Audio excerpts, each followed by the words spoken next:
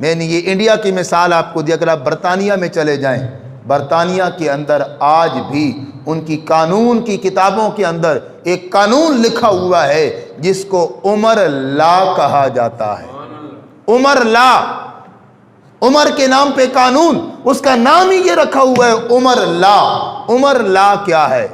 اگر آپ ان کی کتابیں پڑھیں، ان کا قانون سمجھیں، عمر لا کے نام سے قانون موجود ہے۔ اور اس قانون کا مطلب کیا ہے؟ جب بھی کوئی بچہ دنیا میں آتا ہے، اس بچے کی خوراک، اس بچے کی دوا اور اس کے تمام اخراجات کی ذمہ دار اس کے ماں باپ نہیں ہے، حکومت وقت اور ریاست ہے۔ یہ قانون عمر ابن خطاب نے لاگو کیا۔ ایک بار آپ رات کو گلیوں کا گشت کر رہے ہیں، چکر لگا رہے ہیں، تو آپ کی یہ عادت مبارک تھی، آپ رات کو گلیوں کے چکر لگا کر لوگوں کے حالات معلوم کیا کرتے تھے، پتہ چلے لوگ کس حالت میں ہیں۔ ایک جھونپڑی کے پاس سے گزرے، بچے کے رونے کی آواز آ رہی ہے۔ جناب عمر نے کہا بی بی بچے کو چپ کراؤ، کیوں رو رہا ہے؟ اس نے کہا بچے کے پاس خوراک کم ہے اس لیے رو رہا ہے۔ آپ نے کہا اس کو کھانا دو اور چپ کراؤ۔ آگے گزر گئے، واپس آئے، پھر بچہ رو رہا ہے۔ آپ نے کہا بی بی اس بچے کو چپ کیوں نہیں کراتی؟ اس نے کہا یہ بچے کی عمر ابھی 2 سال پوری نہیں ہو رہی، ابھی 2 سال سے عمر اس کی کم ہے، اور میں اس کا دودھ چھڑانا چاہتی ہوں۔ دودھ چھڑانے کے لیے میں دودھ نہیں پلا رہی تاکہ یہ بچہ دودھ چھوڑ دے، کھانا پینا شروع کر دے۔ جناب عمر نے کہا کیوں بچے پہ ظلم کرتی ہو، اپنا دودھ کیوں نہیں پلاتی؟ کہا اس لیے ہم غریب ہیں، گھر میں کھانے پینے کا سامان بھی نہیں ہے، میں بچے کو دودھ کہاں سے پلاؤں؟ اگر میں بچے کو دودھ چھڑاتی ہوں فائدہ کیا ہوگا؟ عمر نے اعلان کر رکھا ہے جب تک کوئی بچہ دودھ نہیں چھوڑتا اس کا وظیفہ جاری نہیں ہوگا۔ دودھ چھڑا رہی ہوں تاکہ اس بچے کا وظیفہ جاری ہو جائے۔ جناب عمر نے یہ بات سنی تو رونا شروع کر دیا، کہا اے عمر تو نے لوگوں پہ ظلم کرنا شروع کر دیا ہے۔ صبح آئے، مسجد میں لوگوں کو جمع کیا، اعلان کیا آج کے بعد جو بھی بچہ پیدا ہوگا اس کا وظیفہ بیت المال ادا کرے گا۔ 1400 سال پہلے یہ قانون بنانے والے عمر ابن خطاب ہیں۔ ہم نے عمر کا قانون چھوڑ دیا، انگریزوں نے عمر کا قانون اپنا لیا۔ برطانیہ کے اندر آج بھی یہ عمر لا موجود ہے، وہاں جب بھی بچہ پیدا ہوتا ہے اس کا وظیفہ حکومت دینا شروع کر دیتی ہے۔ کتنے ہمارے پاکستانی جن نے وہاں کی نیشنلٹی لی ہوئی ہے وہ بتاتے ہیں بچہ پیدا ہوتا ہے اس کا وظیفہ حکومت کی طرف سے آنا شروع ہو جاتا ہے۔ کوئی بے روزگار ہو جاتا ہے اس کو وظیفہ حکومت دیتی ہے، کوئی کام کرنے کے قابل نہیں رہتا بوڑھا ہو جاتا ہے اس کو وظیفہ حکومت دیتی ہے۔ سب سے پہلے یہ قانون بنانے والے جناب عمر ابن خطاب ہیں۔ جناب عمر نے یہ دنیا کو نظام دیا، کیوں کہ آپ کے دل میں اللہ کا خوف موجود تھا، آپ کے دل میں پاک نبی کی محبت موجود تھی، آپ کے دل میں عوام کا درد موجود تھا۔ آج کے حکمران یہ نعرے تو لگاتے ہیں لیکن عملی طور پر ہمیں کوئی بات ان میں نظر نہیں آتی۔ کوئی روٹی کپڑا مکان کا نعرہ لگا کے لوٹ رہا ہے، اور کوئی جمہوریت کے نام پہ لوٹ رہا ہے، کوئی ووٹ کے نام پہ لوٹ رہا ہے، اور کوئی ریاست مدینہ کا نام لے کے لوگوں کے جذبات سے کھیل رہا ہے۔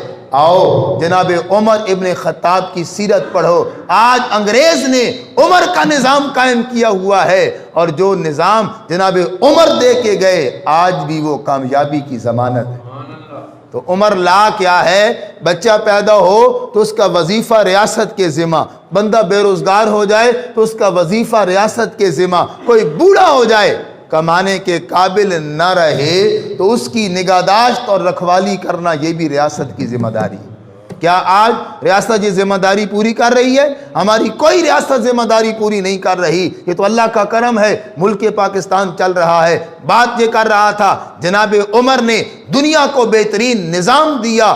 بہت سارے ایسے کام ہیں جن کی ابتدا کرنے والے جناب عمر ابن خطاب ہیں، اور انہیں کہا جاتا ہے اولیات عمر۔ وہ پہلے کام جن کی ابتدا عمر ابن خطاب نے فرمائی، دنیا کو بہترین نظام دینے والے عمر ابن خطاب ہیں۔ میں چند چیزیں آپ کے سامنے پیش کرنا چاہتا ہوں جن سے دنیا متعارف نہیں تھی، پہلی بار دنیا کو سکھانے والے جناب کہتا ہوں۔ یہ جو سن ہجری ہے، سن ہجری ایک تو ہے نا سن عیسوی، آج یہ بھی بڑا مسئلہ ہے. میں اکثر کالج میں اکیڈمی میں بچوں سے پوچھتا ہوں بیٹا یہ اسلامی سال کون سا ہے, تو بچے سر نیچے کر لیتے ہیں. بڑوں کو نہیں پتہ. ہمیں یہ پتہ ہے 2021 ہے, بھائی یہ تو عیسائیوں کا سال ہے, سن عیسوی. ہمارا سال کون سا ہے؟ سن ہجری. کون سا ہمارا سال ہے؟ سن. اب کون سا سن ہجری ہے؟ شاباش ماشاءاللہ 1442 1442 سن ہجری. اس سن ہجری سے اسلامی سال کی ابتدا کرنے والے جناب عمر ابن خطاب ہیں. آپ کے دور میں جب اسلامک ہسٹری, اسلامی تاریخ لکھی جانے لگی تو آپ نے فرمایا کہاں سے اسلامی تاریخ کو شروع کیا جائے. کسی نے کوئی نام لیا, کسی نے کوئی نام لیا. جناب عمر نے کہا کیونکہ ہجرت اسلامی تاریخ کے اندر بہت بڑا نام ہے, کام ہے. ہجرت کے بعد اللہ نے اسلام کو ترقی عطا فرمائی ہے. فرمایا اسلامی تاریخ کو ہم سن ہجری سے شروع کریں گے. سن ہجری سے آغاز کرنے والے جناب عمر ابن خطاب ہیں. پہلی بار اسلامی سلطنت میں زمین کی پیمائش کرانے والے عمر ابن خطاب ہیں. پہلی بار مردم شماری کرانے والے عمر ابن خطاب ہیں. پہلی بار ڈاکخانہ, یہ جو آپ کا ڈاک کا سسٹم ہے, ڈاک کا نظام قائم کرنے والے عمر ابن خطاب ہیں. کیونکہ آپ کے دور میں آپ مدینہ میں بیٹھ کے کمان کیا کرتے. آپ واحد دنیا کے سپہ سالار ہے, کسی جنگ میں خود نہیں گئے, مدینہ بیٹھ کے ساری جنگ کی کمان کی ہے. تو چونکہ وہاں سے آنا جانا خبریں پہنچانی ہوتی تھی, جناب عمر نے پہلی بار باقاعدہ ڈاکخانے کا نظام قائم کیا. اور پھر کیا کیا؟ گھوڑے تیار کیے بیت المال کے اندر. ہوتا کیا, مدینہ سے گھڑ سوار ڈاک لے کے نکلتا, 50 میل کے فاصلے تک دوڑ کے جاتا, وہاں اگلا سوار تیار کھڑا ہوتا, اس سے ڈاک لیتا. وہ فوجی بھی, وہ سپاہی بھی وہاں ٹھہر جاتا, گھوڑا بھی وہاں ٹھہر جاتا. اگلی سواری لے کے اگلا بندہ دوڑ پڑتا, وہ آگے چلا جاتا. مختلف منازل پہ آپ نے ڈاک خانوں کی عمارتیں قائم کی. ڈاک کا نظام دنیا کو دینے والے عمر ابن خطاب ہیں. یہ جو نہری نظام ہے, نہری نظام, یہ سے پہلے نہیں تھا. دنیا کو پہلی بار نہری نظام دینے والے جناب عمر ابن خطاب ہیں. فوج کا محکمہ نہیں تھا, جب ضرورت پڑتی اعلان کیا جاتا لوگوں آؤ جہاد کے لیے مجاہدین کی ضرورت ہے, لوگ جمع ہو جاتے. پہلی بار فوج کا محکمہ قائم کر کے فوج کو تنخواہیں جاری کرنے والے عمر ابن خطاب ہیں. پھر آپ نے یہ قانون بنایا ہر 4 مہینے بعد ضرور فوجی کو چھٹی دی جائے جو بھی شادی شدہ ہے. اور آج بھی فوج کے اندر یہ نظام موجود ہے. یہ نظام قائم کرنے والے عمر ابن خطاب ہیں. پھر فوج تو ہوتی ہے سرحدوں پر, بارڈر پہ شہری نظام سنبھالنے کے لیے پہلی بار پولیس کا محکمہ قائم کرنے والے عمر ابن خطاب ہیں. پھر بیت المال نہیں تھا, بیت المال قائم کرنے والے عمر ابن خطاب ہیں. بچوں کو وظیفے دینے والے عمر ابن خطاب ہیں. سپاہیوں کو تنخواہ دینے والے عمر ابن خطاب ہیں. 4000 مساجد تعمیر کرنے والے عمر ابن خطاب ہیں.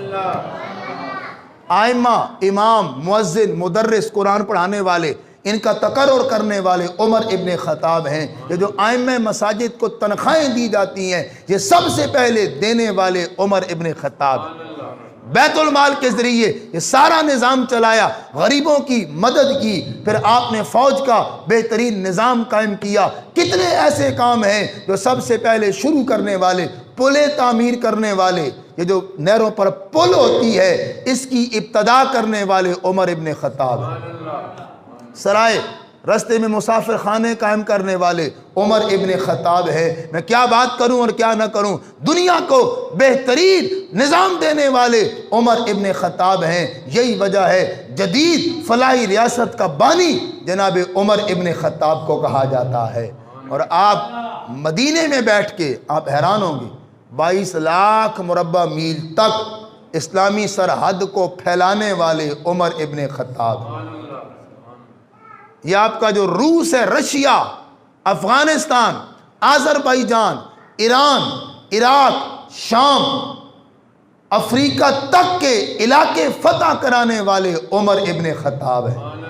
آپ میرے عمر کا بہترین نظام دیکھیں. نہ اس دور میں کیمرے ہیں, نہ اس دور میں کمپیوٹر ہے, نہ سیٹلائٹ ہے, نہ موبائل فون ہے کہ ہر بات کی خبر بندے کو پہنچتی رہے. پر اللہ نے عمر کو وہ فہم و فراست عطا کی, مدینے میں بیٹھ کے مدینے کا نظام بھی چلا رہے ہیں.